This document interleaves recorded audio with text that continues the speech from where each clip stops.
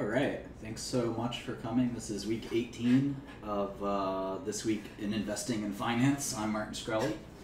It's August 20th, middle of summer, very quiet.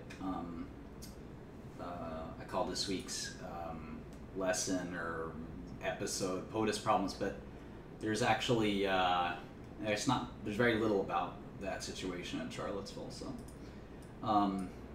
Obviously that was sort of the big news for the week. I like in times like this where the news flow is slow, I actually think this is where most of your productivity can come, because a lot of people take off, there isn't a lot of news to analyze, and people just sort of pretend that they can take a month off of work, basically, whether it be through lack of productivity or actual time off. So it's a great time to sort of hunker down and do a lot of work, if you're like me at all. S&P was down 60 bips, so was the NASDAQ. So August is probably going to be the worst month for the year, down about 2%. Good month for me. The S&P is only up about 8% for the year, which is kind of interesting. And we'll see if that'll change throughout the rest of the year. None of the other major indices are moving around very much, but some of the Asian, non-Japan at least, are up quite a bit.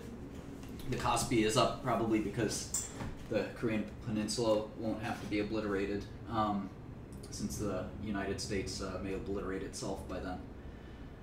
The dollar, sort of bouncing around, nothing too interesting there. Bitcoin is on a crazy tear. I think it's now $4,000. I think it's XBT on here. So yeah, pretty wild. Went up $1,000 just in a few weeks. I think it took it a year or more to get to $1,000. So it's interesting logarithmic chart. I think it keeps going, but that's just me. Nothing too interesting other than that. You know, all the yields are behaving. The VIX was down a little bit, which I think is kind of interesting. Stocks are still pretty cheap, I think. But a lot rests on inflation, which is nowhere to be found. So we'll kind of see what'll happen. But anyway, we're up 30 basis points, so outperforming the S&P by quite a margin now. So happy to have that, and only doing this for 16 weeks of the year, even though we're well past the midpoint of the year. Let me just close this. Sorry about that. Okay, so earnings season, pharma's done for this quarter. But tech sometimes has off quarter reporting. So Alibaba and Tencent, if you annualize last quarter's revenue, they're both $33 billion, which one is sort of breathtaking to begin with. But what's even crazier is the 50% revenue growth. Both of these companies make Facebook look like it's not growing quickly, and certainly put every other company in the world to shame. So it's really this pretty wild performance. And if you haven't sort of seen this, I know some guy who's well liked on Twitter. I think his name is Downtown Josh Brown, and it really shows why financial Twitter is in desperate need of some intelligence. I think he tweeted something like, "Oh, is anyone looking at 700? You know, anyone looking at Tencent?" And it was sort of pathetic, because this is one of the It's really I think that's the 4th or 5th biggest company in the world. And if you haven't been looking at Tencent, you should just, close your brokerage account and give it a break. Anyway, what's interesting about Tencent to me is sort of where they're going with games, because they've become so large that they kind of dominate the game industry, and it's hard to see them grow anymore. But their WeChat revenue and other types of revenue have been able to compensate or even grow faster. Margins have dropped though, which is somewhat interesting to me. I'm suspicious that their games growth can continue. In fact, I would expect their games growth will drop. So this is Pony Ma. Jack Ma is the Alibaba CEO, obviously. So Pony has his work cut out for himself, so we'll see what happens. JD and Vips reported too, but I don't know. I didn't look too closely at what happened there.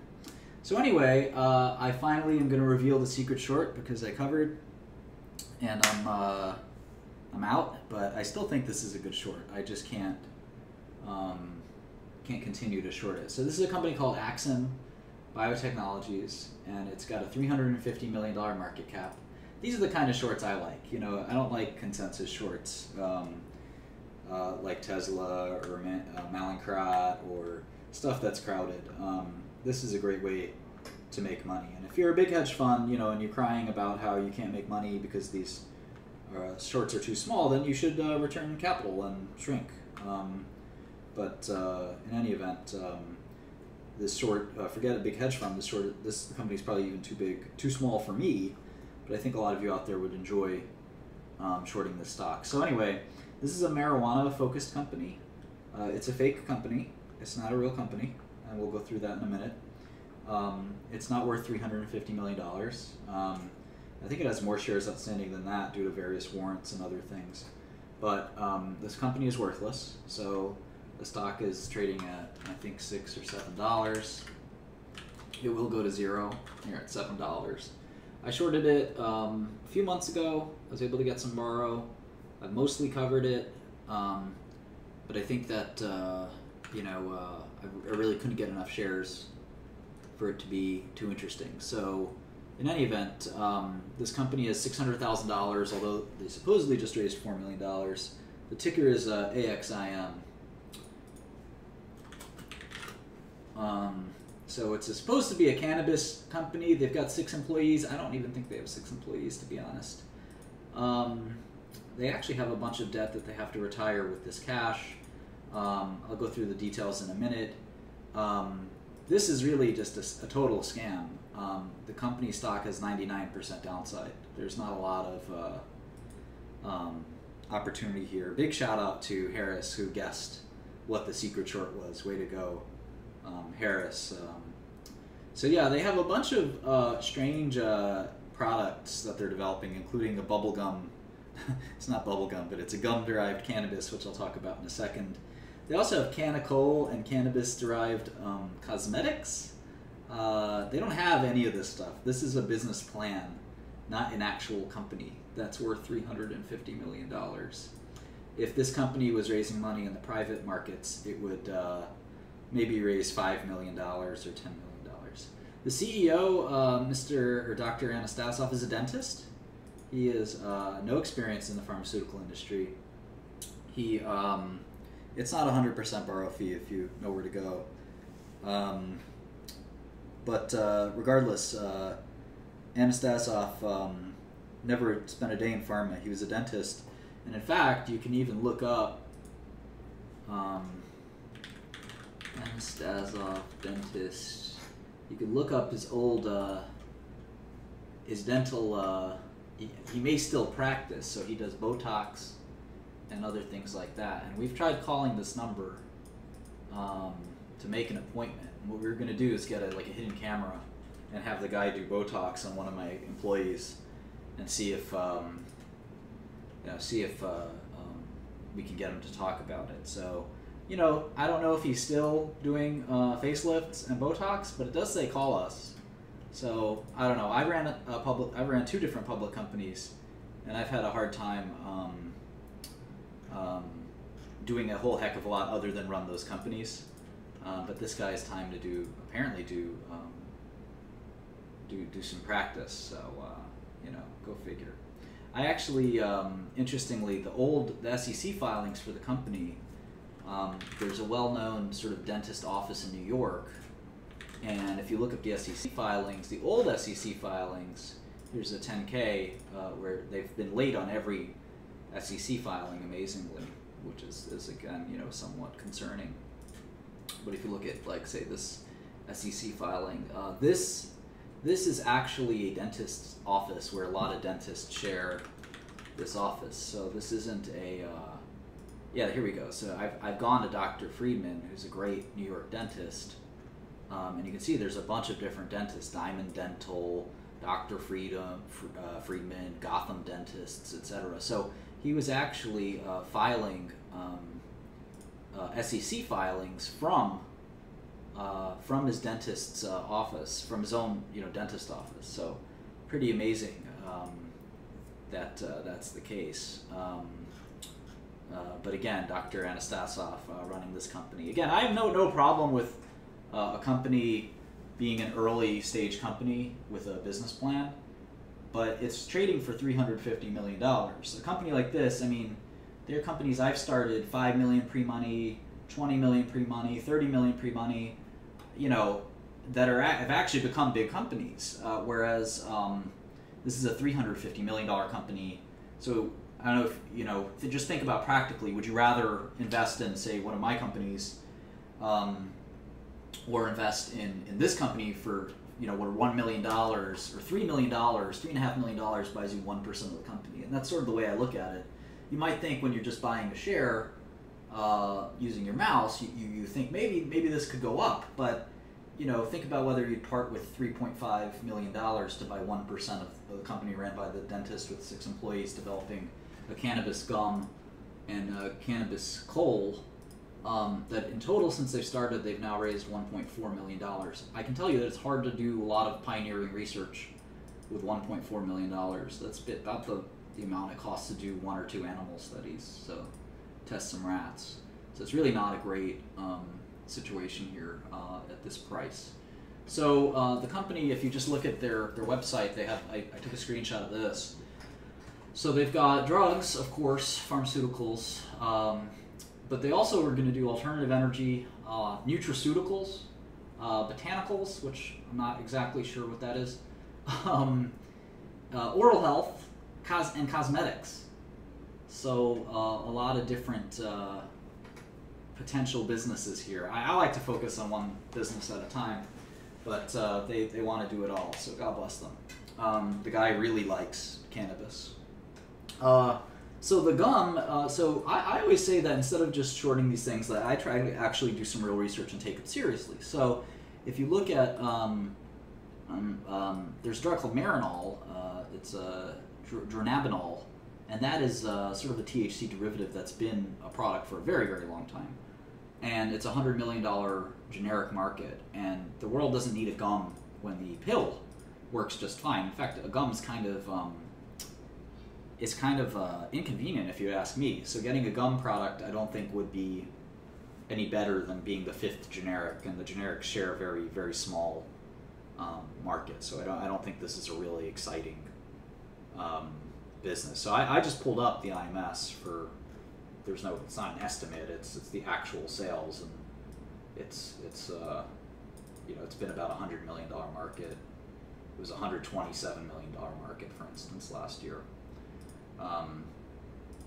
So just keep that in mind.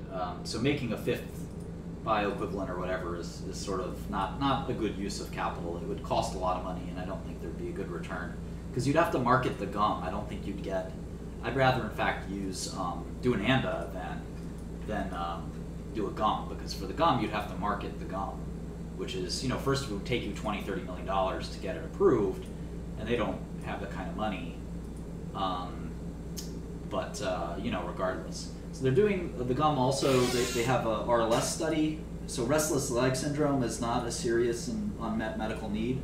I think somebody mentioned in the chat GW Pharmaceuticals, where that company is worth billions of dollars because they're doing a cannabinoid for Dravet, which is a real and very serious and deadly illness. So if you are going to do cannabinoids, I wouldn't go in the restless leg syndrome direction. Anyway, the New York City new address, they moved from a dental office to a Sharon office. There's nothing wrong with a Sharon office. In fact, I've used them for 3 companies I've started, maybe 4 or 5, in fact. And they're great ways to avoid big capital outlays at the cost of a little bit more expensive office space. But you shouldn't be running a public company from a Sharon office. You know, it should be you should be able to rent your own office by the time you've made the decision to go public. That, you know, you're thinking, I'm ready to go public and take on lots of capital.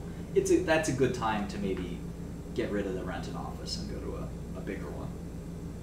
So the cosmetics, I'll leave you with the cosmetics thing. So apparently Axim is going to make weed or cannabis related skincare products, including an anti-aging cream, an eye cream, lip balm, face wash, shampoo, and deodorant. So coming to a store near you, I'm sure, to compete with L'Oreal and all these other gigantic cosmetics companies, Axim's got the ticket. So Weed Mascara, I'll put in a phone call and maybe we can get you Weed Mascara. So I've been promising this for a long time, sort of the post-mortem of Theranos, even though the company's not truly dead yet.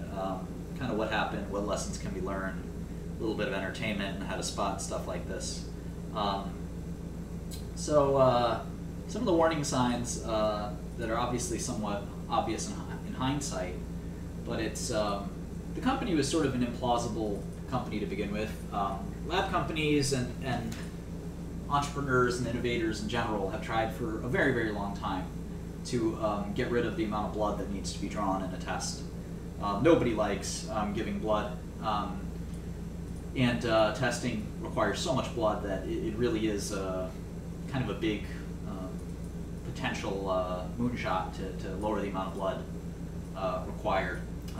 But there is a reason that we don't need a lancet. There's a reason that we have to do vials, and that finger sticks and a few drops isn't enough to do the test. And if you've ever gone to give blood for a test, the number of vials that you have to fill up for this stuff is really remarkable. Someone's saying 4 tubes or 13 tubes, and it's this enormous amount of blood. And so obviously we'd all like to lower the amount of blood we'd have to give, but the idea that we can jump from tubes and tubes and vials of blood to none, I think was somewhat implausible, and that should have raised enough worry that the investment didn't make a lot of sense. I mean, I invest in a lot of new fangled technology, but I like to kind of wait to see that it works first. And I think that this was sort of a big issue. Anyway, the next question is the value. So this is the most important part of all, which is, maybe Theranos is a good investment at a 50 million valuation or 100 million valuation. Generally, companies like this don't go for a lot because most of the value in healthcare is in pharmaceuticals. When the company starts selling shares for $9 billion, when LabCorp and Quest are trading for 16 and 14 billion, and LabCorp has merged their way, they have non-lab business now. So the actual, they're trading as if they're already the leading lab provider, even though they don't do any lab tests.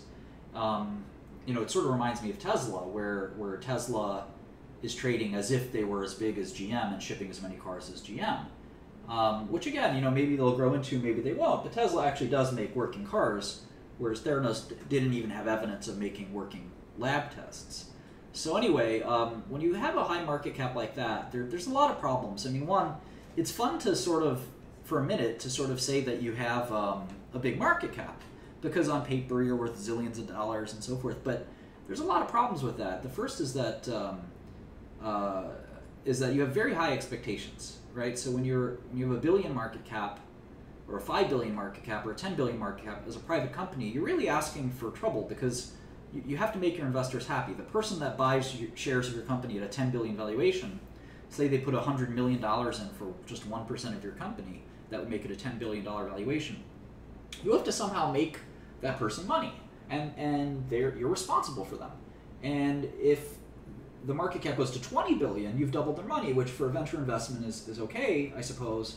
But that's a big company you have to make from 10 billion to 20 billion. A lot of companies struggle to do that for decades. They stay in that $10 billion range. So again, you might say, who cares about the investor? But I think it's very important to give your investors a good deal. Again, I started my companies for 5 to 30 million pre-money valuations, and I'm sure the first round of Theranos might have been somewhere in that range. But it really is kind of crazy to ask your investors to pay $9 billion for your shares. So there's a lot of pressure to meet those high expectations, and it may lead into some bad behavior, like Elizabeth Holmes, the dropout actually, starting to fake and defraud people. If she had a 50 million market cap, she could just tell people, well, look, we hit a stumbling block and we need another year or two to figure this out, and tell the truth. But with a 9 billion market value, she has to sort of maybe have that pressure, that extra pressure to lie, and that pressure to meet those high expectations. So of course the success is just not that rewarding at 9 billion. You can make the biggest lab company in the world, and your investors still may not make much money. And then your stock, if it falls, the investor's taking pretty much all downside.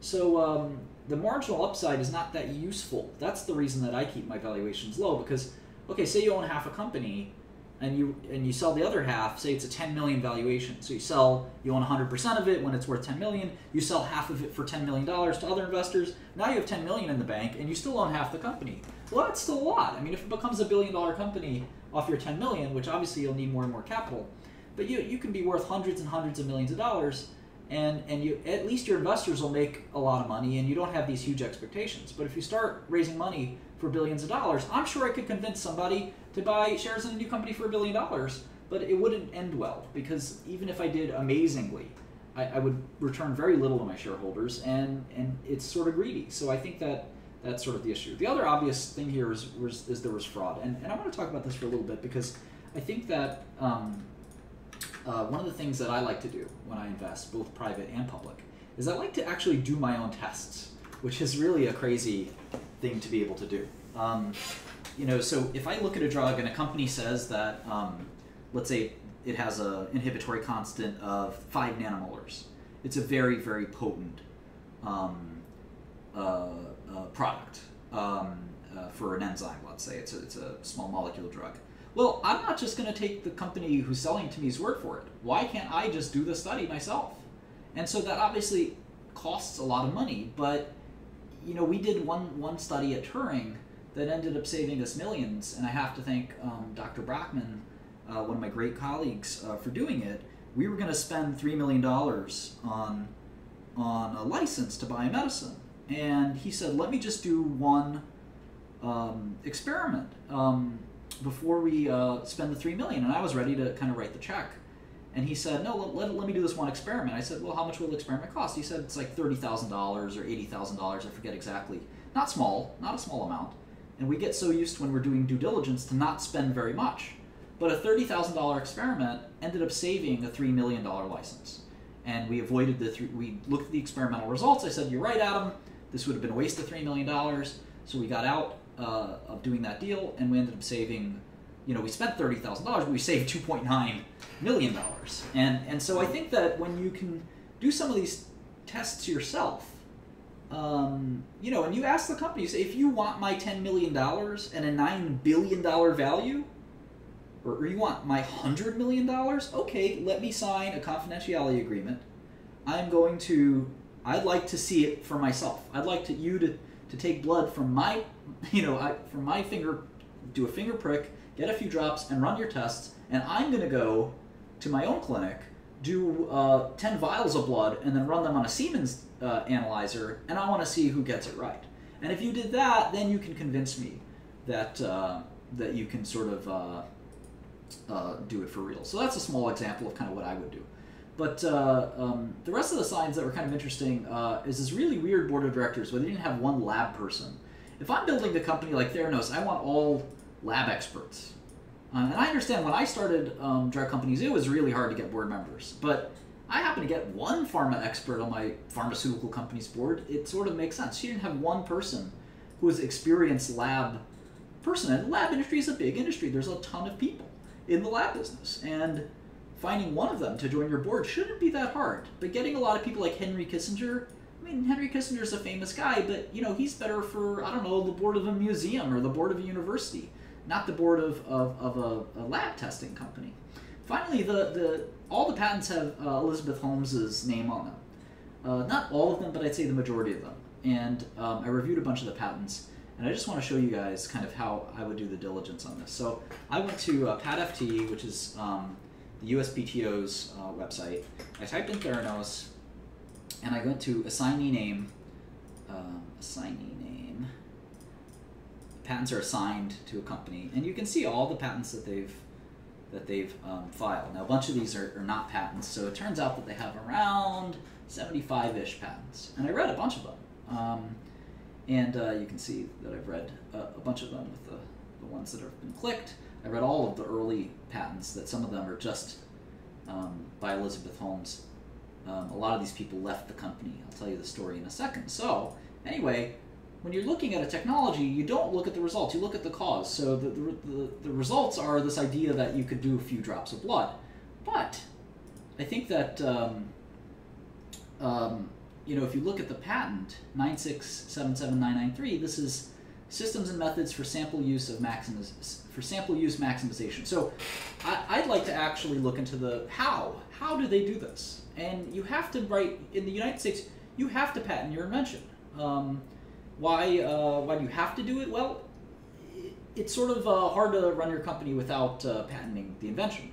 Now, you might not patent everything about your invention in there and keep some trade secrets, but patents are a sure way to sort of look at sort of ways to sort of think about a technology. So anyway, I looked at this patent, and it looked kind of like a pretty important patent, because it says systems and methods for sample use maximization. And isn't it the whole point is that samples, you want to be able to maximize their use. In other words, maybe a couple drops of blood could be usable instead of a whole vial. And the spoiler here is that you can read this patent, but there's nothing in there about maximizing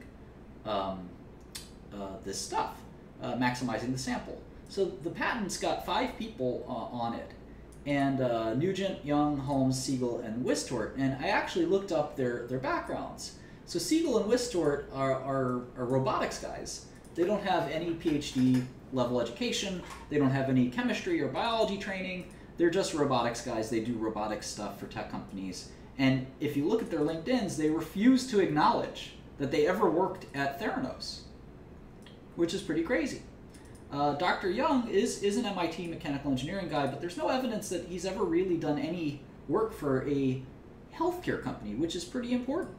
You know, healthcare is a very different part of engineering, and it's a very specific specialty. Not Dr. Nugent, Mr. Nugent, does have some lab testing experience, but it really doesn't rise to the level of being an inventor. So who here is the brainiac? I'm having a really hard time figuring that out, and that's pretty important. So anyway, the patent looks like this, and this may look like a bunch of tough-to-read gibberish for you, but I'm going to sort of break it down very slowly, and this is sort of the way I look at it. Most of the stuff in a patent or in any other sort of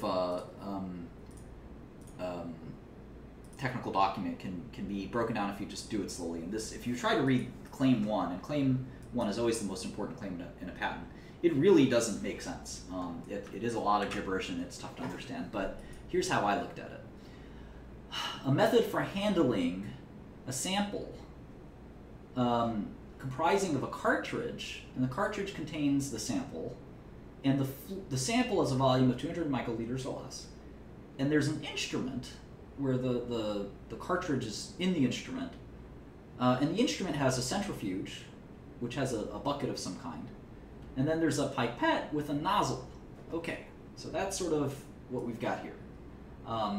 This is their invention. So what does that look like? Well, I did my best to draw it, and so this is the instrument, which is the green box.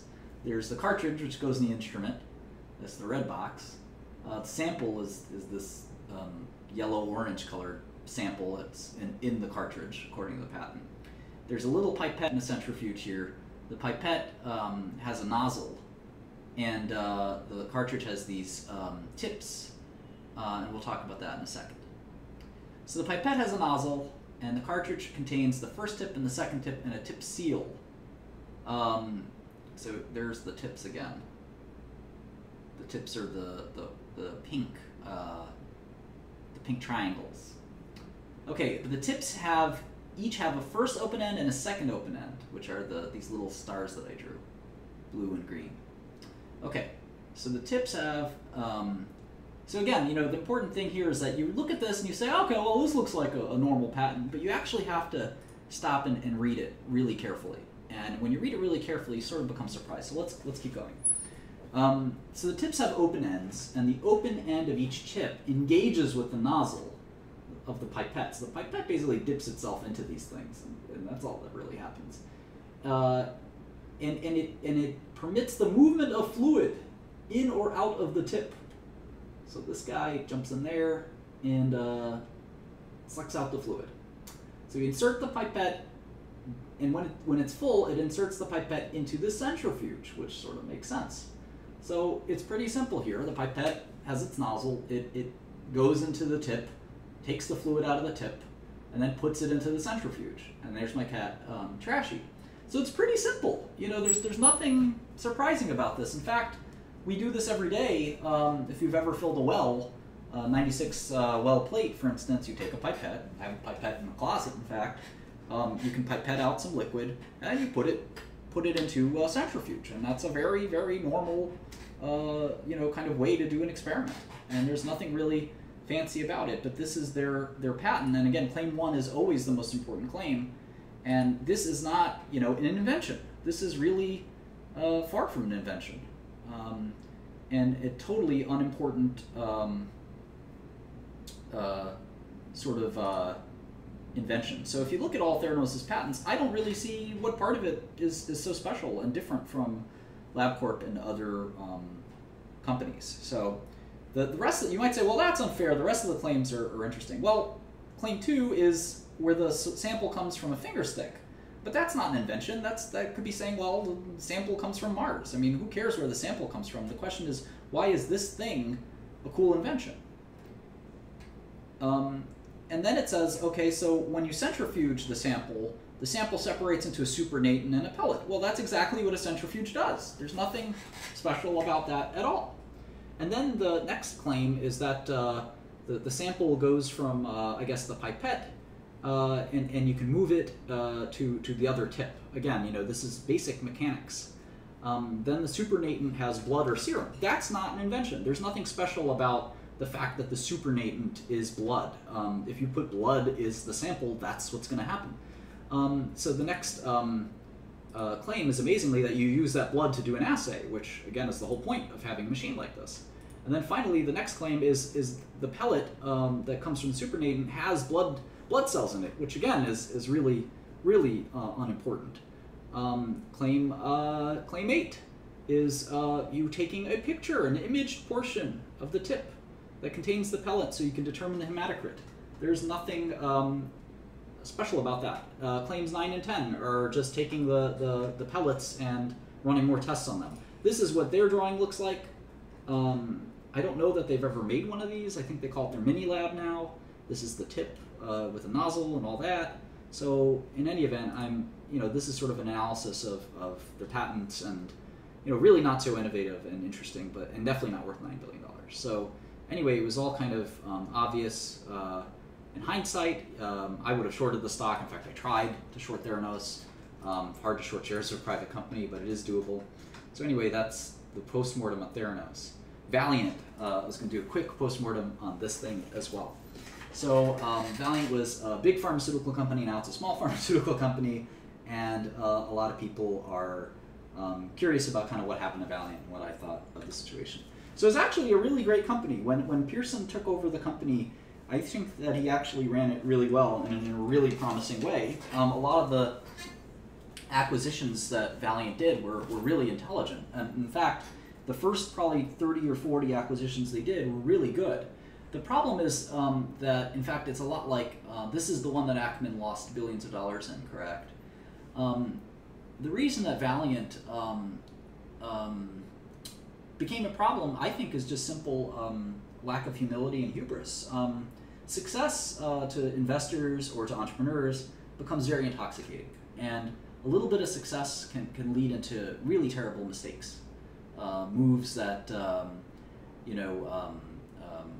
are questionable after the fact, but seemed smart at the time. So I think what happened with Pearson and Valeant was that they were doing these acquisitions, and Wall Street was cheering them on, and so they basically got into this mode of, let's do as many acquisitions as we can, and we can just constantly buy and buy more companies. And in fact, I met with Valeant, in 2011 or 2012, and I asked them a question at the JP Morgan conference as to, how many deals is too many deals? Is there such thing as too much leverage? And they said no. And I thought it was such a surprising answer. They said, no, I think that, a company can keep doing deals and delever and, we'll be fine. And it was really a surprising answer.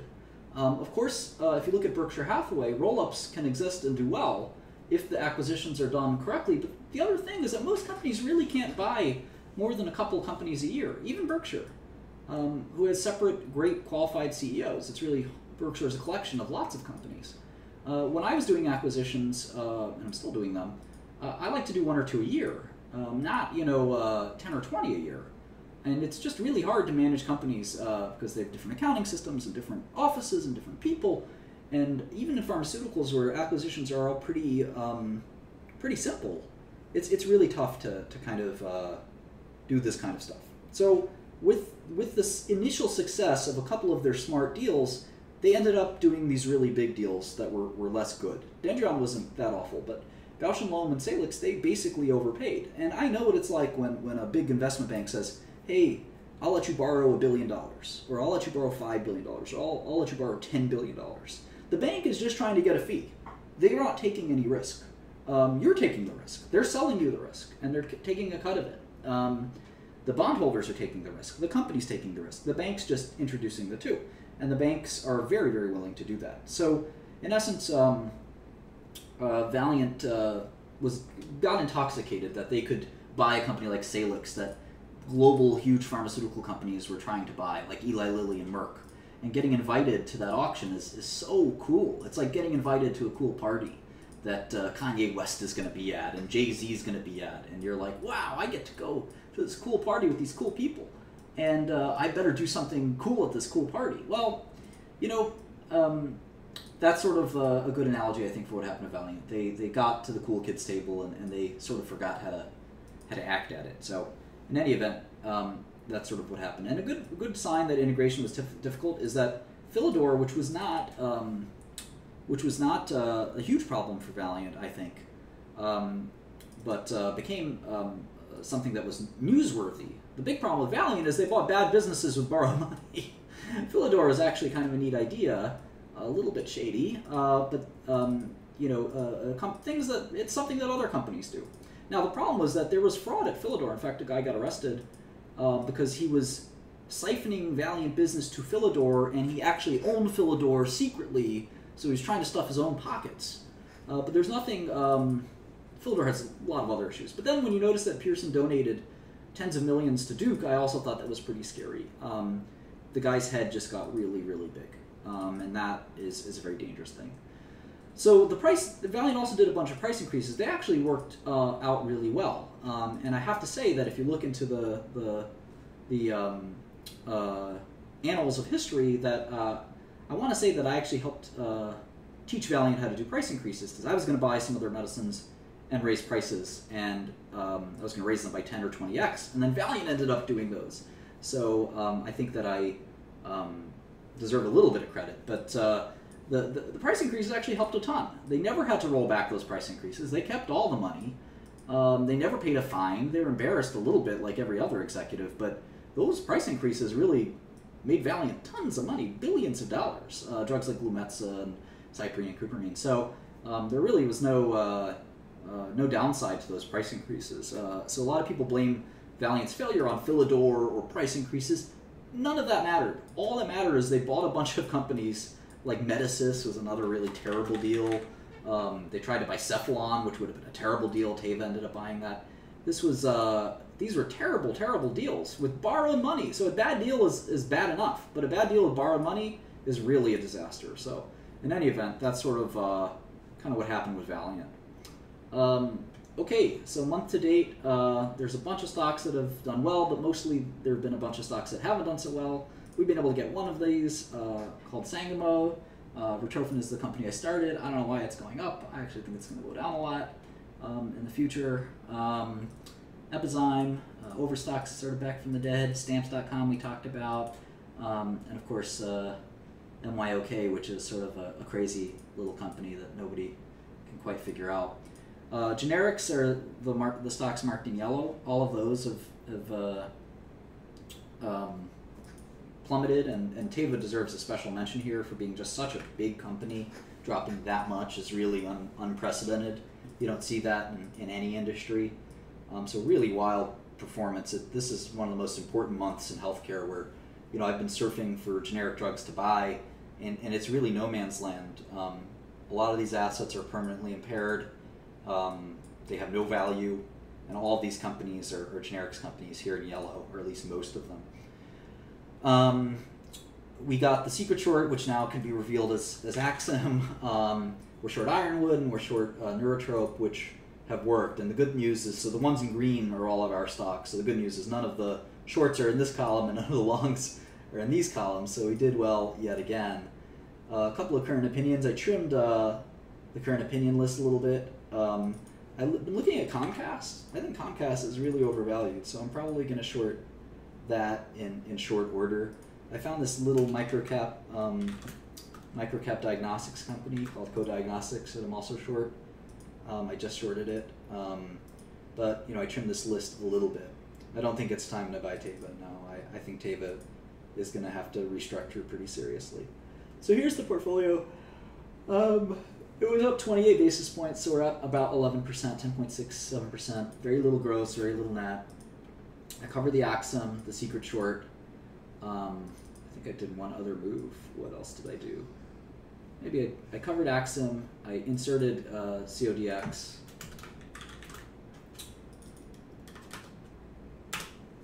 And I think that's the only moves I made, although I think I did one other move. I covered Snapchat. So I got out of Snap. And Snap had a nice bounce back. I actually think Snap could be a long now. We'll see what happens. But I'm still very comfortable with Gilead and Regeneron. That Regeneron drug really is going to be one of the biggest drugs in the world. Avexis is doing just fine. The hemophilia stocks are fine. GSK I'm thinking about growing. PTC I'm going to dive in a little bit more. Innoviva I think is really interesting. I could dive in some more there. I mentioned AudioEye, which I'm selling. Do not buy AudioEye. I'm trying to sell my large position in AudioEye. I own like 10% of the company. Omeros I think I'm going to buy again. Acadium and Bioverativ I'm very excited about as shorts. I think both of these stocks have serious downside. Neurocrine and Insight and Medicines Company a little less so. I really have to freshen up on those and make sure I'm comfortable. I'm pretty comfortable with Medicines Company. Insight I'm pretty comfortable with. Neurocrine I'm pretty comfortable with, but again I'd like to sort of figure those out. I'm probably going to cover Neurotrope soon. I think this one's worn out its welcome. Nectar really could be a short that I could be 3, 4, or 5% in. I really think highly of this short. Ironwood's sort of working too quickly, sort of like Axum. The second I shorted it, it just dropped a ton. So we'll have to sort of see on that one. Codex, my friend found this stock.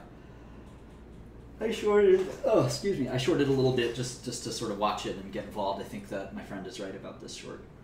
All right, so some news. The biggest news of the week obviously was this sort of Charlottesville and CEOs sort of saying about how they don't support Trump. And the Wall Street Journal wrote, I was on Maria Bartiromo's show where I talked about this, and I think that this Wall Street Journal editorial, highly suggest you read this. I rarely take my time out to tell you to read one specific article, but this was one good article about when CEOs play politics, shareholders can take them to court. The fiduciary responsibility of CEOs is to safeguard the company's assets and acknowledge this overriding principle. It's not our money, but that of the shareholders. When you become the CEO of a company, and especially a big company, basically you become a politician. And your job isn't about shareholders and about making money. Your job's just as much about kissing babies and shaking hands and being a good bullshitter, because that's probably how you got to your job, not through talent. So I kind of think Ken Frazier is a good example of that, to be honest. I don't know what talent this guy has displayed. He was there at Merck for a very long time when Merck did very little well and little correctly.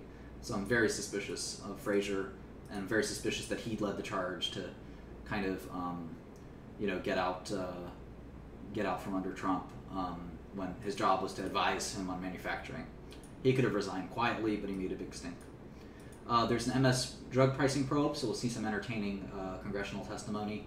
Xarelto's Compass data is coming, and then the big bad binary event, probably one of the biggest binary events in recent memory, is Axovance. Alzheimer's data is coming. Everyone place your bets. Will it work? Will it not work? We'll see. Who knows? I don't know. I'm going to try to find out, and if I figure it out, I'll let you know. Q&A. All right. In this political climate, is it safer to be in cash? Asks Ryan. Well, I think you can hedge out this risk factor. So if you have longs and shorts, you should be able to sort of hedge out any political trauma. Taryn asked, what was my 2008 experience? I lost a little bit of money in 2008, like 12%. I was managing other people's money. I didn't have any money on my own. Is it safe to invest in a company doing a buyback? Victor asks. Everyone does a buyback. It's a great way to return shareholders' capital, so sure.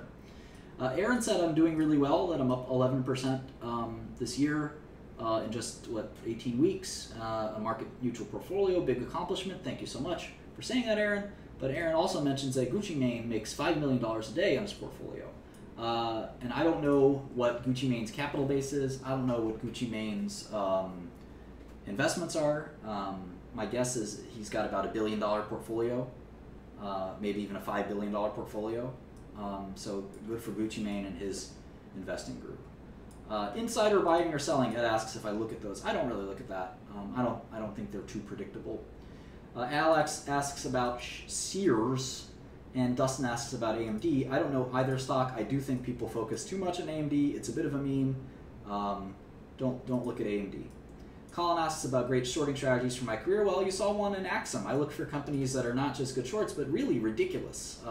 Stocks like this are just money, just easy money, free money almost.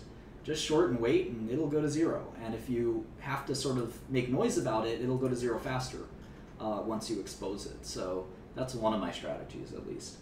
What will cause the next recession, asks Boris. This is the dunce cap question. Boris, I don't know what will cause the next recession. I don't know that anyone knows, but I'm not a macro guy. I look at pharmaceuticals and tech companies, not big macro stuff. Is diversification for people who don't know what they're doing? I actually think it's the opposite. Diversification is for people who do know what they're doing. Only an idiot puts all of his eggs into one basket. No matter how sure you are that basket's any good, you could be wrong. So stay diversified. What am I reading? I'm reading that same React book over and over again. And there's this, The Month Man Myth, which is an old software book that my coworker recommended to me, which is a really good book about how to organize and run a software team. So that's it. About 45 minutes here. I appreciate your time. You can email me, martin@thoughtpatrol.com. I am looking to hire investors and other types of employees, but mostly just investors, people who invest, who want to invest for a living, who want to do mergers and acquisitions for a living, mostly in pharmaceuticals. So don't email me if you want to be a receptionist or something like that. We take care of those things locally. Email me if you, and I don't get involved in those things. I'm looking for talented people who can make me lots of money. There's a Twitter account out there that I like. I don't know who has it or who does it, but it's my new favorite account that I'll watch. It's this guy, Michael Dugan. He wrote a tweet that said, when Dugan steps in the club, the whole club goes crazy, something like that. It was a cool tweet. So I think you should follow Dugan. You can go to Godel.systems to try out my new software that I work on every day. If you like this series, you'll love the software. That leaves me a little room for future topics. So I'll try to do one of these future topics next week. Let me know if you want any future topics covered in depth. I tried to do Theranos and Valiant a little bit in depth, so just email me what you'd like in depth. So thanks so much, everyone, for joining. I'll see you again next week. Bye, everyone.